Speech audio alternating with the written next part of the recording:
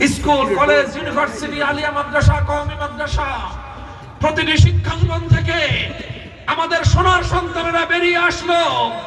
বিভেদের সকল দেয়ালগুলো ভেঙে গুড়িয়ে দিয়ে হাতে হাত রেখে তারা একটি টেকনাফ থেকে তেতুলিয়া পর্যন্ত মানব প্রাচীর গড়ে তুলল।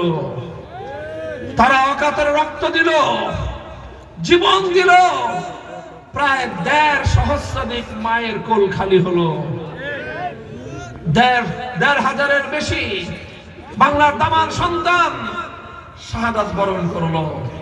৩০ হাজারের বেশি জুলাই যোদ্ধা আহত হলো, ক্ষতবিক্ষত হলো, পঙ্গু হলো, দৃষ্টি হারালো, অন্ধত্বকে বরণ করলো।